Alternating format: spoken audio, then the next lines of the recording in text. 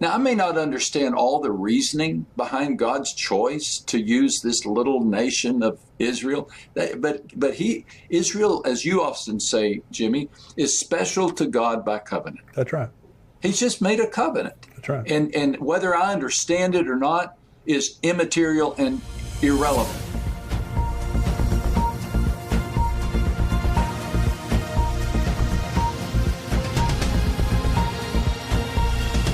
Welcome to the Tipping Point Show. I'm Jimmy Evans. I'm so glad that you're joining me today. I've got a very special interview coming up in just a minute. But before we do that, let me just remind you that we have our Israel trip coming up this year, November 29th through December the 8th. It's Pastor Ed Young Jr. of Fellowship Church here in Grapevine, Texas. Myself, we're going to the Holy Land. We would love to have you go with us on endtimes.com. You can go there. It'll give you all the details there of how you can sign up. We're filling up, and this trip will fill up. So if you're wanting to go and you haven't signed up yet, go on endtimes.com and sign up. We're going to go all through the Holy Land. We were there in December. It's just always such an incredible blessing. And it's really a blessing to be there with other believers. We'll have our expert tour guides. We'll have a number of buses. We'll have expert tour guides on every single bus. Pastor Ed and I will be there teaching at different sites through the Holy Land.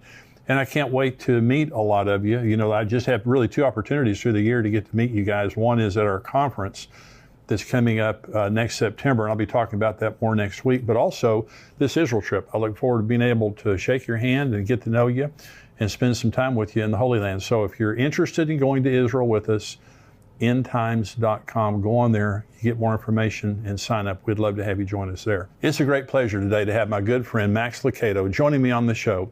Max is a teaching minister at Oak Hills Church in San Antonio. He isn't just a best-selling Christian author. Except for the Bible, he is the best-selling Christian author of all times with 92 million of his books in print.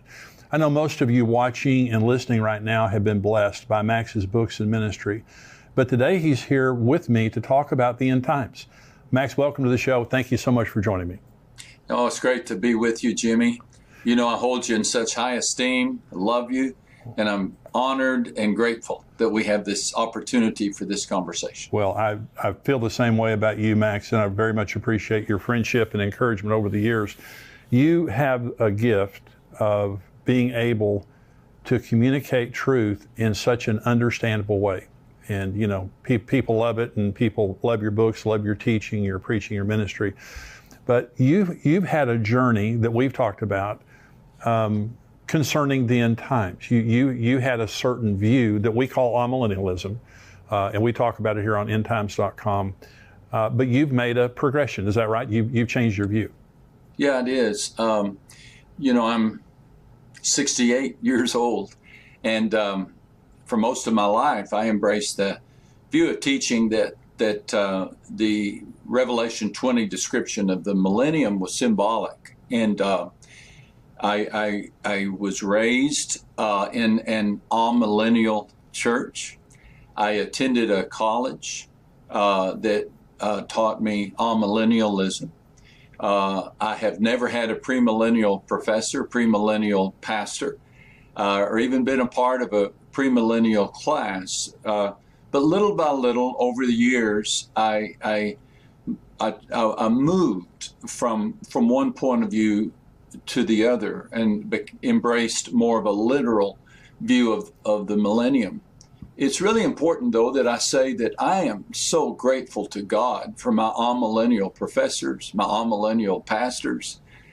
They taught me about Jesus. They taught me to love Scripture. They inspired me to dig deep into the Word, and also challenged me that when I encountered a teaching that was contrary to what I had been taught, that let not many of you be teachers, for you will be held in higher account. And so be careful. And if you feel the Lord leading you in a direction, then you pursue that. And that's what has happened on 2 or 3 different topics in my life, one of which is end times. And so I'm really grateful to have this chance to explain that journey, talk about that journey with you and your audience. Well, this is the first opportunity I've ever had to really talk to someone who made that progression.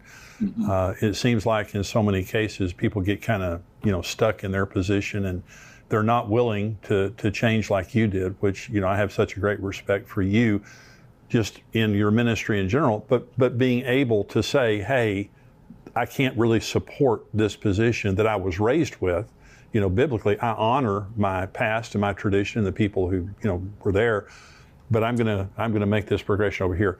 Let's talk about just kind of defining terms here for just a minute. Define amillennialism, what you mean when you say that. Amillennialists look at the description of the 1,000-year reign of Christ as portrayed in Revelation chapter 20 as a time in which we're living now. Right. That Christ is reigning now. That we are experiencing the millennium currently, that we're in that golden age right now. And I'm sure there are a variety of reasons for that. What I was taught is to be very careful about any literal interpretation of end times teaching. And consequently, when Jesus speaks about the tribulation in the Olivet Discourse, or the Apostle John talks about the millennium in Revelation 20, those are symbols. Those are metaphors. I get that. I understand that. But one of the reasons that I changed has to do with what I think is a healthier approach to end times teaching. And I think we'll talk about that here in just a second. But amillennialism leans towards symbolic, correct? You'd understand this more than anyone, and that we're in that time right now. Yeah. And an amillennialist believes that the devil was bound basically at the resurrection of Christ. Yeah. That we are now in the reign of Christ that would be described as the millennium. That's a perfect explanation of it. Premillennialism is what you now espouse. Is that correct? That's absolutely correct. Yeah. And, there's some huge ramifications for this. Mainly, we want to be as biblical as possible while holding everyone in mutual respect. Right. But we want to be as biblical as possible. All Christians agree upon the literal, physical return of Jesus to earth and the bodily resurrection of the dead and the final judgment of all people. We can all find common ground right there. But apparently, the Holy Spirit wants us to have a more detailed understanding of what is yet to come, and understand. And it's as if we've been handed an itinerary of what to expect. Right. And that empowers the saint. It helps us understand the problems of the present because we know what's going to happen in the future. That's exactly right. So we're going to talk about the progression that you've made. You have a teaching, you have an explanation of how you defend, because you can scripturally defend your position now, premillennialism. In other words, you didn't just make this jump, in a hurry or without reason. And and I just want to say to all of our viewers, everyone watching this right now or listening, this is excellent. This is the best explanation I've ever heard of premillennialism and how you can defend this, because there are people, and because I love what you're saying about unity, Max, and about honor, because we just don't divide over eschatology. We just don't divide fellowship because this person over here is amillennial and I'm premillennial. And I know how that's how you feel, and that's what you've been saying. Absolutely. And so, but there are words that go back and forth. For example, I know from the amillennial camp, there is the teaching that John Nelson Darby, the rapture and the dispensational theology really didn't begin until the 18th century. And a lot of amillennials, they'll use that argument that it's a very recent teaching, but you're going to explain here. So let's go through. You have an acrostic, and I want you to go point by point, and we'll talk about it when you finish each point. But this, again, to all of our viewers here, this is an excellent explanation of how you can defend premillennialism. Go ahead, Max. Well, I got the idea of an acrostic from our mutual friend, Mark Hitchcock. Yeah, sure. In his book, The End, which is such an astoundingly wonderful book. Yes. He has a chapter in which he describes his defense of being a premillennialist and he has an acrostic, premill, P-R-E-M-I-L. And I thought, now that's so clever. As I began to sense a shift in my own heart, I wanted to be able to explain this because, again, many of my friends are amillennial. I'm going to have to tell former pastors and professors, friends, why I've made this change, and I'm happy to do so. Yeah. I'm happy to do so, but I sometimes have trouble remembering things. I've watched you teach, Jimmy, and you just seem to have instant recall. I have to use every tool in the book. And so I created this acrostic, and the acrostic is CHRIST. And these are the reasons that I believe that it's more biblical to embrace a literal reign of Christ on earth. And again, this is essential because if there's going to be a reign of Christ on earth, that's going to impact my view of the rapture. That's right. It's going to impact my view of the tribulation. It's going to impact my view of how many judgments there are. Is there a Bema Seat judgment and Great White Throne judgment, or is there just one judgment? Yeah. And so these are important conversations. I was explaining it the other day like this, and I think it helped. Imagine that you inherit a garden, and that garden has a beautiful fountain in it. And you have to decide if you think that fountain was supposed to be there or if you can remove it. Well, the millennium is kind of like that. You have to decide if the teaching on the millennium is supposed to be there or if you have the liberty to remove it. And how you respond will dictate the way you treat the rest of the garden. Does that make sense? That makes total sense. And, and again, when you start teaching on this acrostic here in just a minute, it's going to make perfect sense. But when you remove the millennium from your end times theology, you've got some major scriptural problems. You do. And this is what you're going to talk about. So go ahead. Yeah. Okay. So CHRIST. Thank you again for letting me talk about this. C reminds me of the phrase covenants yet unfulfilled. I believe that covenants govern end times. The covenant, God has made promises, specific promises, and that the place for me as I began studying end times is not so much in the prophecies, but in the covenants. That God has made some promises, and He is a covenant-keeping God, and He has to fulfill these. And so the only way that these covenants can be fulfilled is in a literal reign of Christ. Let me just give you 2 or 3 examples. Now, we could talk the whole time about just this covenant, but the earliest covenant is Genesis 1:28. Be fruitful and multiply, fill the earth and subdue it. And then Adam and Eve are told to have dominion over the fish of the sea, over the birds of the air, over the cattle, over the earth, and every creeping thing that creeps on the earth. Now, we know what happened. God gave this instruction to Adam and Eve to rule over and to subdue creation. And this creation is on the earth, yeah, not in heaven. Adam was created to oversee it, but he didn't. With temptation came the rebellion and the fall and the curse. Consequently, humanity has fallen away from its intended position to oversee the earth. I don't know anybody who's commanding beluga whales these days. So what does God do about this covenant? Does He just say, oh, they messed up, so I'm changing my plan? I don't think so. I think the gifts and calling of God are irrevocable. In our lives, we have to change horses in the middle of the stream, but God doesn't. God doesn't. And the way this covenant will be fulfilled, or one way it'll be fulfilled, is a time in which we will reign with Him. As 2 Timothy 2:12 says, we will reign with Him. A fulfilled covenant demands that there be a time in which we reign with Christ on the earth, and we subdue creation. We don't oppress creation, but we oversee creation. That's just one example of a covenant yet unfilled.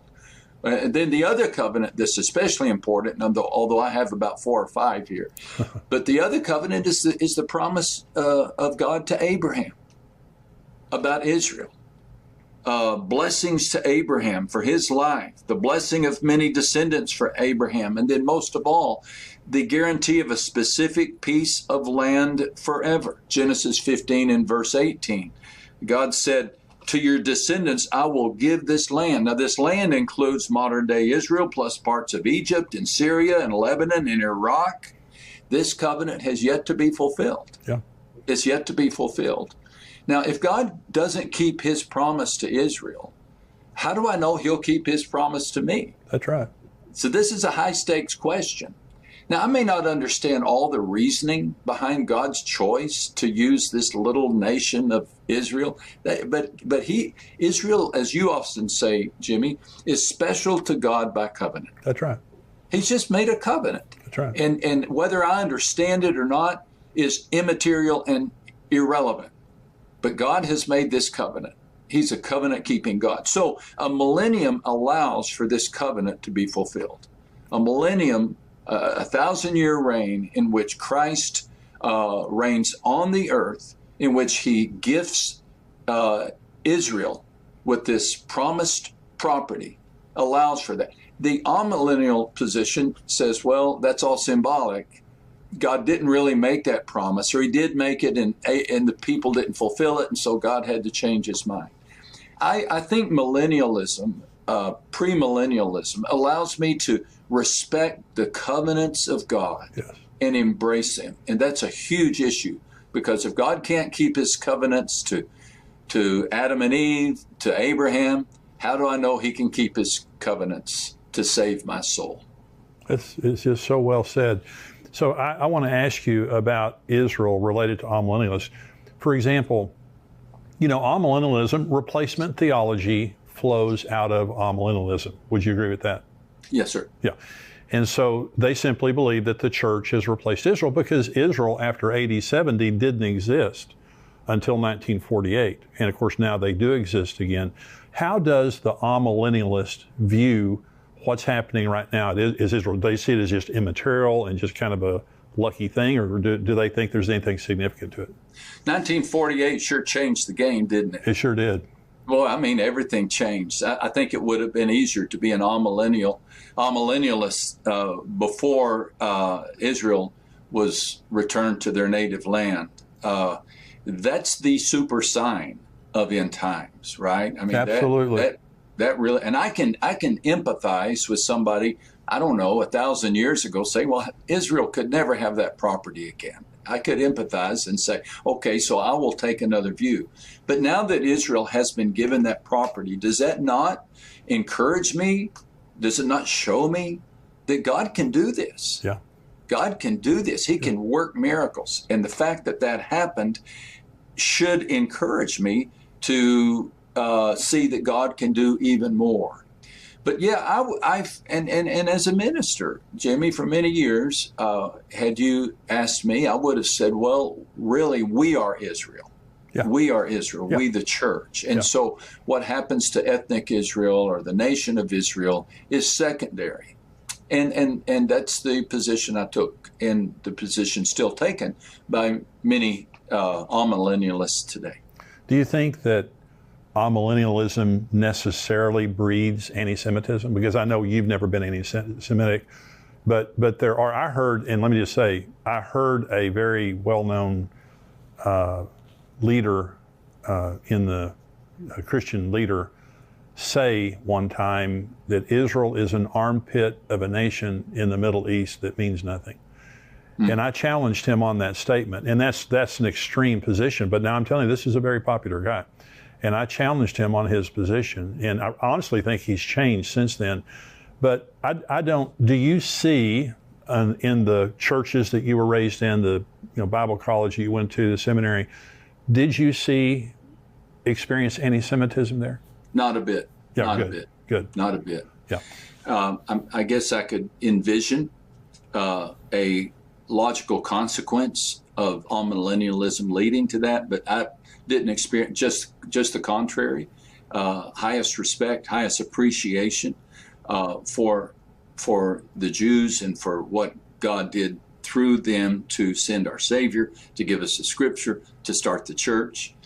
So I didn't sniff out any Good. anti-Semitism in my teaching. Good. Okay, number 2, the H. Okay, I like this one. I mean, I like them all. I like them all, but this was really a significant game changer, and that's the history of the early church. So we're working down this acrostic: covenants, history, and then we'll look at RIST. But the history of the early church, I was really surprised to learn that for the first 300 years of church history, the leaders were premillennial. Yes. Most significant among them was Papia, the bishop of Hierapolis, a disciple of none other than the Apostle John. Wow. Man, I nearly fell out of my chair when I read this. Because here's a student of the Apostle John who taught and promoted premillennialism. If the student of the inspired apostle who wrote the book of Revelation taught students or taught people to embrace the literal 1,000-year reign of Christ on earth, that pretty well seals the deal for me. And then we could add to that, I've got my list here, Irenaeus, Tertullian, Justin Martyr, who said, I and every other Orthodox Christian feel certain that there will be a resurrection of the flesh, followed by 1,000 years in the rebuilt, embellished, and enlarged city of Jerusalem, as was announced by the prophets of Ezekiel, Isaiah, and others. Wow. So the fact that the fathers of our faith embraced the promise of an earthly reign of Jesus is extremely compelling to me.